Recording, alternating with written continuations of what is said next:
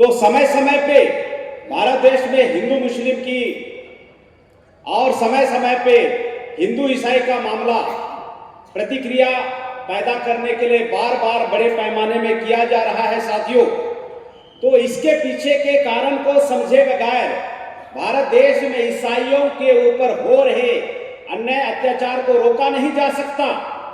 अभी मैं छत्तीसगढ़ का रहने वाला हूं, जशपुर जिला का, और बड़े पैमाने में वहां पे आंदोलन चल रहा है ईसाइयों का। उस संदर्भ में मैं कुछ बातें आप लोगों को बताना चाहता हूं। पिछले समय में डिलिस्टिंग का आंदोलन हुआ। डिलिस्टिंग के विरोध में संख्या लाखों से हजारों से लाखों की संख्या में बड़ी आबादी में लोग जुटे वहां पे, और ऐसा लग रहा था कि ये जो ईसाई लोग हैं इस आंदोलन में सफलता को हासिल कर लेगा। और अभी हाल फिलहाल में ही वहां पे ईसाई न्याय यात्रा निकाला गया। वहां पे भी हजारों लाखों की बड़ी आबादी, बहुत बड़ा संख्या, और ऐसा लग रहा था कि इस बार ये जो आबादी है, ये जो समुदाय है, ये उस मकसद को हासिल कर लेगा जिस मकसद को पाने के लिए वो घर से निकल चुके हैं। लेकिन यहाँ पे मामला क्या होता है, देखने में हजारों लाखों की भीड़ है, लेकिन वहां पे जो भीड़ है वो एक धर्म विशेष को मानने वाला महज भीड़ है। वहां पे दांव पेच नहीं है, वहां पे नेतृत्व नहीं है। उसके वजह से सटीक रणनीति नहीं होने के वजह से डिलिस्टिंग के विरोध में जो बहुत भारी आंदोलन निकाला गया था और ईसाई न्याय यात्रा निकाला गया था बड़े तादाद पे, वो आंदोलन धरा का धरा रह गया। क्यों धरा का धरा रह गया? क्योंकि ईसाई धर्म को मानने वाले लोगों को ऐसा लगता है कि ये भीड़ ही सब कुछ है। अगर भीड़ ही सब कुछ होता तो हमारे भारत देश में मूल निवासी समाज के 97% जो लोग हैं, ये 3.5% लोगों के गुलाम कैसे हो जाते अगर भीड़ ही सब कुछ होता।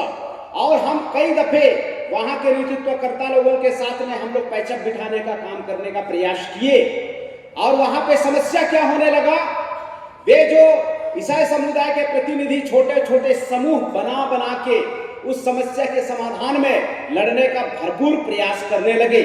मैं उनको बताता था कि अगर समस्या राष्ट्रीय स्तर का है तो समाधान भी राष्ट्रीय स्तर का आपको बनाना पड़ेगा। अगर आप ऐसा नहीं करेंगे तो बहुत दिक्कत है, क्योंकि जिस इंसान की कमर की साइज अगर 36 इंच का है, आप उसको 32 इंच का जींस पहनाने का प्रयास करेंगे तो वो घुटने तक अटक जाएगा। हम लोग उसको छत्तीसगढ़ में सटक जाएगा बोलते हैं, घुटने के ऊपर जाएगा नहीं तो पैंट पूरा पहन नहीं पाएगा। और हमारे ईसाई धर्म के मानने वालों की छोटी सी बात समझ में नहीं आ रही है, क्योंकि समस्या विदेशी ब्राह्मणों के द्वारा राष्ट्रव्यापी निर्माण किया जा रहा है, और वो जो समाधान है वो जिला व्यापी करना चाह रहा है, प्रदेश व्यापी करना चाह रहा है। तो ऐसे में नहीं होगा। ये एक समस्या है। दूसरा समस्या क्या है साथियों, जो ईसाई धर्म को मानने वाले जो प्रतिनिधि हैं, वो जट समुदाय के प्रतिनिधि होने के साथ में उनकी एक दूसरी आइडेंटिटी है, और वो आइडेंटिटी है वो कांग्रेस पार्टी के भी प्रतिनिधि हैं। कांग्रेस पार्टी के भी वो पदाधिकारी हैं, कार्यकर्ता हैं। तो वे कैसा प्रतिनिधित्व करते हैं, वो कांग्रेस के एडवाइजरी लेके वो प्रतिनिधित्व करते हैं। वो आरएसएस के बारे में बोलते हैं कि आरएसएस ईसाई के विरोध में काम कर रहा है, भाजपा ईसाइयों के विरोध में काम कर रहा है। और आप हैरान हो जाओगे सुन के कि उसी भीड़ के द्वारा कांग्रेस का भी समर्थन किया जाता है। जो समस्या पैदा कर रहा है उसका विरोध एक तरफ करता है, और पलक झपकते कांग्रेस के नाम से उसी विदेशी ब्राह्मणों के समर्थन में उसी भीड़ के लोग रहते हैं। समस्या का समाधान कैसे होगा? बड़े जोरदार नारे लगते हैं छत्तीसगढ़ में साथियों। पदाधिकारी लोग बोलते हैं हम लड़ेंगे, उधर से आवाज आती है हम जीतेंगे। लड़ना किससे है डिसाइड ही नहीं किया, हम बार बार बोल रहे हैं सबसे पहले दुश्मन निर्धारित करना पड़ेगा। और इस मामले में हमारे भारत देश में भारत मुक्ति मोर्चा नाम का एक संगठन है जो प्री डिसाइडेड दुश्मनों से बड़ी तादाद में लड़ रहा है। और वो आजादी हासिल करने के लिए लड़ रहा है। यहाँ पे जो सब्जेक्ट लिखे जाते हैं, मैं उन्हें बताने का प्रयास करता हूँ। 6 लाख संगठन की औकात नहीं है साथियों कि ये विषय रख सके और इस विषय के ऊपर में चर्चा कर सके। लेकिन भारत मुक्ति मोर्चा बकायदा सब्जेक्ट लगा के विषय पे चर्चा करती है और पूरे 6 लाख संगठनों में भारत मुक्ति मोर्चा सबसे यूनिक संगठन है। मैं ट्राइब कम्युनिटी से बिलोंग करता हूं, मैं ईसाई धर्म को भी मानता हूं, लेकिन मैं जब से हमारे मूल निवासी विचारधारा को मैं भारत मुक्ति मोर्चा के मंच से, बाम सेठ के मंच से, राष्ट्रीय क्रिश्चियन मोर्चा के मंच से जब मुझे सुनने का मौका मिला, तो मैं लोकल किसी भी ईसाई समुदाय के संगठन को मैं परिपक्व नहीं मानता हूं, क्योंकि उन्हें दांव पेच नहीं होने की वजह से जो बहुल ईसाई आबादी है, बड़ी संख्या में उनके लिए भयंकर संकट निर्माण करने का काम यही प्रतिनिधि लोग कर रहे हैं। क्योंकि साथियों, विश्वासियों का जो समूह है वो आंदोलनकारी समूह नहीं हो सकता, और इसी गलतफहमी में पूरे भारत में संकट बना हुआ है।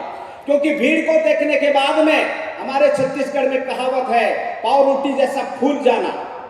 आप लोगों को तो पता है ब्रेड के जैसे फूल जाना।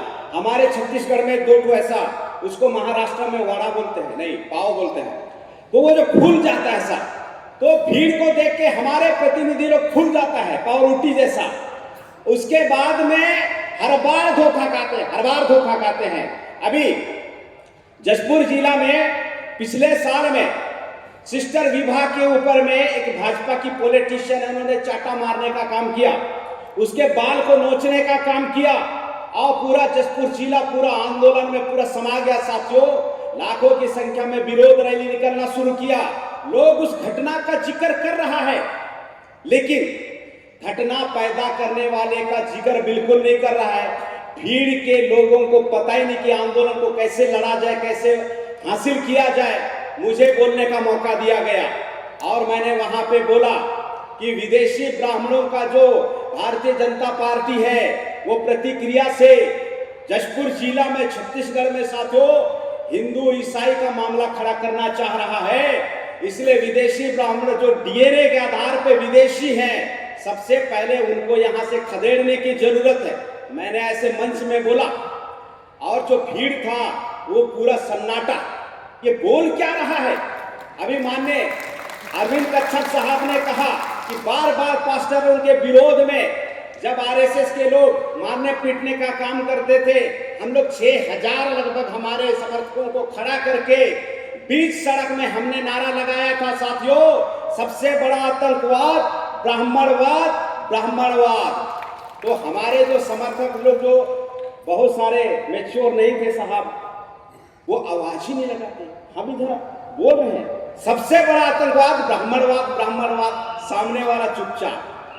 मैंने पलटा और बोला जब तक ये नहीं बोलोगे रैली उधर आगे नहीं जाएगा।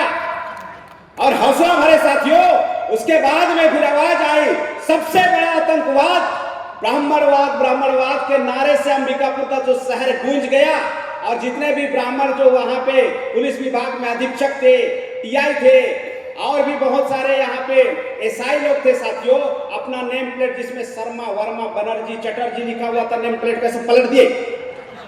तो साथियों मैं ये बताना चाह रहा हूं तमाम हमारे भारत देश के ईसाइयों को कि अगर आपको मुक्ति चाहिए तो राष्ट्रीय क्रिश्चियन मोर्चा को ज्वाइन किए बगैर, राष्ट्रीय क्रिश्चियन मोर्चा के नेतृत्व में काम किए बगैर आप मुक्ति नहीं हासिल कर सकते।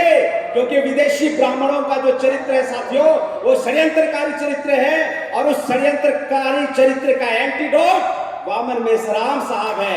इसलिए इस मंच से मैं तमाम ईसाइयों को कहना चाहता हूँ, समय खराब मत कीजिए, वक्त बहुत कम है। जल्दी से जल्दी पूरे प्रदेश के ईसाइयों से एक पुरजोर अपील है, एक छोटे भाई के नाते आप इस बात को मान लीजिए कि मुक्ति का मार्ग राष्ट्रीय क्रिश्चियन मोर्चा ही है। इस मौके पर इतनी बातें कहते हुए अपनी बातों को समाप्त करता हूँ। बहुत बहुत धन्यवाद। जय मूल्यवासी।